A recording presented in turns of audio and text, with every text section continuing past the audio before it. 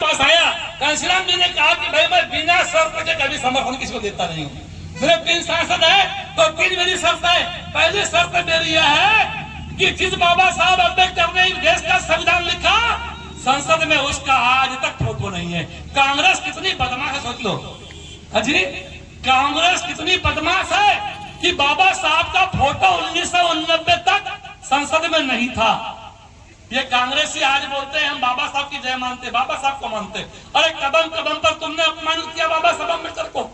कभी बाबा साहब को भारत रत्न कांग्रेस ने नहीं दिया। फोटो लगना चाहिए बाबा साहब अम्बेडकर की, मेरी पहली शर्त है। बीपी सिंह का लग जाएगी, साधारण सी बात है, फोटो लगा देंगे। दूसरी शर्त क्या है, इस देश में SC/ST के जो लोग रहते हैं उनकी कुटाई पिटाई होती है, उनके साथ जातिगत दुर्व्यवहार होता है, उनकी सुरक्षा के लिए एट्रोसिटी एक्ट बनना चाहिए। ध्यान रखना, एट्रोसिटी एक्ट बाबा साहब ने नहीं बनाया, एट्रोसिटी एक्ट 1989 में घनश्याम जी के कहने पर बना। SC/ST के लिए 1989 में एट्रोसिटी एक्ट बना। बहुजन समाज पार्टी नहीं बनाई गई होती तो इस देश में SC/ST की सुरक्षा के लिए एट्रोसिटी एक्ट नहीं बनता। अगर ये पार्टी नहीं बनती तो बाबा साहब का फोटो संसद में नहीं लगाया गया होता। तीसरी शर्त क्या है घनश्याम जी बताओ? तीसरी शर्त मेरी है कि इस देश में पिछड़े वर्ग के लोगों को, ओबीसी, मागास वर्ग, ये जो ओबीसी लोग हैं इनको इस देश में आरक्षण मिलना चाहिए। बाबा साहब अम्बेडकर ने 340 कलम लिख के रखी गई है, आज तक उसको तुमने लागू नहीं किया है। तो मंडल कमीशन की रिपोर्ट लागू होना चाहिए, ये मेरी तीसरी शर्त है। दोस्तों वीपी सिंह ने 2 शर्त मान लिया, बाबा साहब का फोटो लगवा दिया, बाबा साहब को भारत रत्न दे दिया, ये हो गया, एट्रोसिटी एक्ट बन गया। लेकिन तीसरा जो कानून था ओबीसी को आरक्षण देने का, ये बड़ा मुश्किल काम था। कुलबी, तेली, नाई, धोबी, सुनार, सुतार, लोधी, पवार, ये जो ओबीसी के लोग हैं इनको आरक्षण देना बड़ा मुश्किल काम था, क्योंकि इनको आरक्षण देने का मतलब था कि इस देश में सवर्णों की गुफ्तागी मोल लेना। वीपी सिंह सवर्ण जाति का, ठाकुर जाति का आदमी था, वो आगे पीछे होता था कि कैसा करूं कैसा करूं। तो घनश्याम जी समझ गए इस बात को कि ये ठकरा जो है ये लागू नहीं करेगा आरक्षण ओबीसी का। तो उनने पकड़ा किसको? देवीलाल को। और देवीलाल को पकड़ के बोला कि भाई देख, ये ठकरा जो है ये ओबीसी को आरक्षण देना नहीं चाहता है। तू ओबीसी का आदमी, देवीलाल जाट समाज का आदमी है, मैं तेरे को प्रधानमंत्री बनाता हूँ, चलो रैली करते हैं तेरे को प्रधानमंत्री बनाने के लिए। दोस्तों दिल्ली के बोर्ड क्लब पर एक रैली होनी थी और वहां नारा लगाया गया। क्या लगाया गया? अब तो ताऊ बोलेगा, लाल किले से तौलेगा। ये जब मालूम हो गया वीपी सिंह को, तो वीपी सिंह ने रैली के एक दिन पहले ही मंडल आयोग आरक्षण मंडल कमीशन लागू कर दिया। और पिछड़ी जाति के लोगों, या कुलबी, तेली, नाई, धोबी, कलार, सुनार, सुतार, तुम याद रखो कि तुम जो आरक्षण का लाभ लेते हो अपने गांव में सरपंच बनने के लिए, बीडीसी बनने के लिए, जिला पंचायत का मेंबर बनने के लिए, मास्टर बनने के लिए, डॉक्टर बनने के लिए, इंजीनियर, प्रोफेसर बनने के लिए, जो तुम ओबीसी का लाभ लेते हो, कांग्रेस और भारतीय जनता पार्टी ने यह आरक्षण तुमको कभी नहीं दिया। अगर बहुजन समाज पार्टी नहीं बनाई गई होती तो तुमको मिलने वाला यह आरक्षण नहीं मिला होता। यह तुमको आरक्षण जो है यह बहुजन समाज पार्टी ने दिया। आज कोई सीट जिला पंचायत के लिए आरक्षित हो जाए ओबीसी के लिए, तो ओबीसी वाले फार्म भरते कि नहीं भरते? भरते हैं। कोई पंचायत समिति की सीट रिजर्व हो जाए तो ओबीसी का आदमी भरता है कि नहीं भरता? भरता है ना। कोई मास्टर, डॉक्टर, इंजीनियर, प्रोफेसर की सीट निकल जाए तो भरता है कि नहीं भरता है?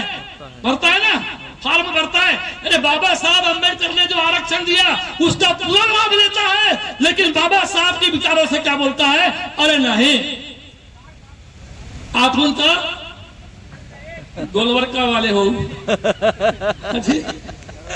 गोलवर्कर वाले हो, हम तो गांधी वाले हैं, हम अम्बेडकर वाले नहीं है। अरे यही अम्बेडकर की विचारधारा, बाबा साहब अम्बेडकर की विचारधारा है जिसने तुम्हारे बेटे को doctor, engineer, professor, collector, commissioner बनाया। यही विचारधारा है जिसने तुमको जिला पंचायत का मेंबर और पंचायत समिति का मेंबर बनाया। जब 1989 में वीपी सिंह ने घोषणा किया दोस्तों, तो मंडल कमीशन लागू होना चाहिए कि नहीं होना चाहिए, इस पे बहस हुई। इस पे बहस हुई कि ओबीसी को आरक्षण मिलना चाहिए कि नहीं मिलना चाहिए, इस पर बहस हुई। तो वहां पर बीजेपी की सांसद थी उमा भारती, तो वीपी सिंह की घोषणा से वो नाचने लग गई। वो नाच रही थी कि ओबीसी को आरक्षण मिल गया, वो नाचने लग गई। वो भारत नाच रही थी, उसके साथ एक दो और सांसद थे ओबीसी के, वो भी नाच रहे थे। आडवाणी ने दूर बैठ के देखा कि ये जो ओबीसी को आरक्षण मिल रहा है, तो ओबीसी की सांसद हमारी पार्टी की है, लेकिन वो नाच रही है। वो घर आया और उसने सोचा कि ओबीसी को मंडल कमीशन तक मत जाने दो, और इसलिए उसने एक नया नाटक शुरू किया। कौन सा वाला नाटक? कमंडल राम रथ यात्रा निकाला उसने। मंदिर वही बनाएंगे, लाल राम आएंगे, जो नहीं हमारे राम का वो नहीं हमारे काम का।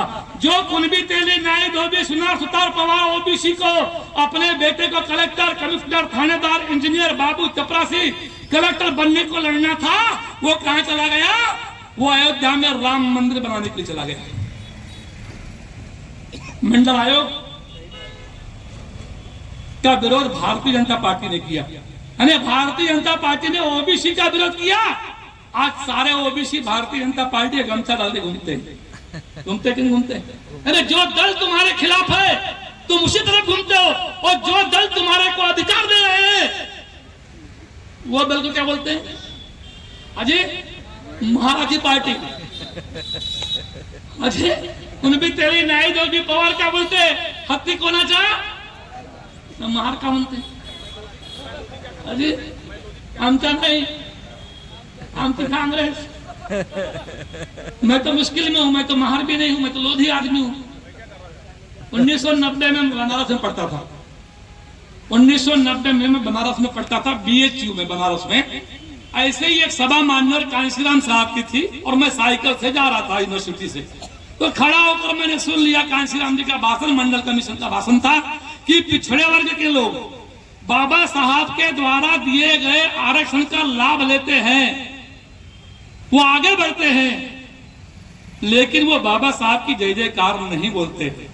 इतनी सी बात आजाद शास्त्री के दिल दिमाग पे लग गई, और मैंने कसम खिलाया 1990 में कि मैं जब पढ़कर घर जाऊंगा तो मैं नौकरी नहीं करूंगा, मैं ओबीसी को समझाऊंगा कि तेरे जिंदगी के ऊपर बाबा साहब आम्बेडकर का एहसान है। और उस दिन से मैं यही काम करता हूं। मेरे को बहुत सारे लोग बोलते हैं हमारी पार्टी में होता बोले तो मंत्री बनता बोले, मेरे को मालूम है। पर मैंने कहा भाई तुम्हारी पार्टी में रह के मैं जिस काम के लिए आया हूं वो काम नहीं कर सकता ना। अजय ये काम नहीं कर सकता। मैं 25 साल का, जब मैंने पहली बार विधानसभा का चुनाव लड़ा 25 साल का, आज मैं 55 साल का हूं। आज मैं 55 साल का हूं। एक आदमी को फांसी की सजा हुई, फांसी की सजा हो गई तो 15 दिन लेट थी फांसी लगने के लिए। तो फिर जेलर को एक आवेदन लिखा कि मैं शिवाजी महाराज पर किताब लिखना चाहता हूं। जेलर ने कहा तो अच्छी बात है, किताब लिखकर। तो उसको पेन और कागज दे दिए, 300 पेज की किताब लिखूंगा। उसने कहा मैं तो कोरे वाले कागज दे दिए, पेन दे दिए, किताब लिखी।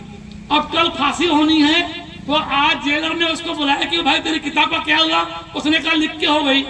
बोले बता मैं पढ़ना चाहता हूं। तो उस आदमी ने पहले पन्ने पे लिखा कि शिवाजी महाराज का घोड़ा शिवनेरी से निकला। शिवाजी महाराज का घोड़ा शिवनेरी की किले से निकला, पहले पेज पे लिख दिया। फिर पत्ता पलट दिया, दूसरे पत्ते पे उसने लिखा टॉप टॉप टॉप टॉप। फिर दूसरा पत्ता पलटाया, उस पे लिखा टॉप टॉप टॉप टॉप। ऐसे पूरे 300 पेज में उसने टॉप टॉप टॉप लिख दिया। तो जेलर ने कहा यार तूने एक ही लाइन लिखी कि शिवाजी महाराज का घोड़ा शिवनेरी से निकला, पर रायगढ़ पहुंचा ही नहीं, ये टप टप टप ही है, ये बीच में कहां अटक गया। तो उसने कहा कि शिवाजी महाराज पर किताब लिखना ये मेरा उद्देश्य नहीं था, मेरा उद्देश्य जो है वो सिर्फ टाइम पास करना था। बोले तो मुझे ऐसा ही लगता है कभी कभी कि हम लोग जो है टप टप टप कर रहे हैं। बहुजन समाज पार्टी बना दी कांशीराम ने 84 में, और हम लोग टप टप टप कर रहे हैं। है कि नहीं है? फांसी की सजा हो जाएगी, उस आदमी को फांसी की सजा होगी। हिंदू राष्ट्र की आहट बहुत नजदीक है, ध्यान रखना। हिंदू राष्ट्र की आहट बहुत नजदीक है। अगर हम नहीं बचा पाए इन महापुरुषों के आंदोलन को, तो ये मंच, ये भाषण, ये पेंडाल, ये तुम नहीं लगा पाओगे, है कि नहीं है? इसको ध्यान रखना, तुम नहीं लगा पाओगे, क्योंकि ये सब कुछ जो लग रहा है ये हमारे महापुरुषों के संघर्ष की वजह से लग रहा है। हम बोल रहे हैं, तुम बैठ रहे, सुन रहे हो, पेंडाल लग रहा है, ये संविधान की वजह से लग रहा है। जिस दिन हिंदू राष्ट्र बन जाएगा, समझ लेना सब खत्म हो जाएगा, हमको वहीं पहुंचा दिया जाएगा जहां हमारे पर आजोबा थे। इसलिए जागने की जरूरत है। आज बहुजन समाज पार्टी को ताकत देने की जरूरत है। बहन कुमारी मायावती अभी जिंदा है, अपने कंधों पे महापुरुषों के आंदोलन को लेकर पूरे देश भर में घूम रही है। दोस्तों, उसको ताकत दो, यह आह्वान मैं महाराष्ट्र के बुद्धिजीवी लोगों से करता हूं, है कि नहीं? और बुद्धिजीवी लोगों ने बदमाशी किया तो समझ लेना कि जैसा वो व्यक्ति ने टाइम पास किया था, दूसरे दिन फांसी हो गई, तो वैसा हम टप टप टप कर रहे हैं, हिंदू राष्ट्र घोषित हो जाएगा, हमारे महापुरुषों का आंदोलन खत्म हो जाएगा। तो हम टप टप टप न करें, है कि नहीं? इस बात को ध्यान रखना, इस बात को हम लोग ध्यान रखें। गोंदिया भंडारा में खासदार बनाना बहुत बड़ी बात नहीं है, बहुत बड़ी बात नहीं है। यहां पर दूसरे नंबर पर शेड्यूल कास्ट का वोट है, शेड्यूल कास्ट का वोट यहां पर दूसरे नंबर पर है, बुद्धिस्ट व्यक्तियों का वोट, है कि नहीं भाई? पर बुद्धिस्ट व्यक्तियों में जो बुद्धिजीवी लोग हैं वो सबसे ज्यादा बदमाश है। डोंगरे साहब, चुनाव के समय कांग्रेस को फ्री में वर्कर मिल जाता है, ये हमारा जो बुद्धिजीवी है, ये क्या बोलता है? संविधान बचाएंगे, संविधान बचाएंगे, संविधान बचाएंगे। कौन बचाएगी? कांग्रेस बचाएगी। और एक कांग्रेस संविधान बचाएगी जिसने 98 बार संशोधन किया। अजी 98 बार बाबा साहब अम्बेडकर ने जो हमारे हित में लिखा था, 98 धाराएं कलम उनने बदल दिया, आधे संविधान को बदल दिया उसने। तो जो उसने आधा बदल दिया वो क्या बोलता है? हम बचाएंगे। और वो लाल किताब लेके पूरे देश में घूमा, लाल किताब लेके सबने वोट दिया, और जब संसद में पहुंचा तो लाल किताब फेंक दिया और शंकर भगवान का फोटो दिखाया उसने। दिखाया कि नहीं दिखाया? ये बुद्धिजीवी लोगों से पूछो ना कि वो लाल किताब लेने वाला व्यक्ति संसद में किसकी फोटो लेके गया था।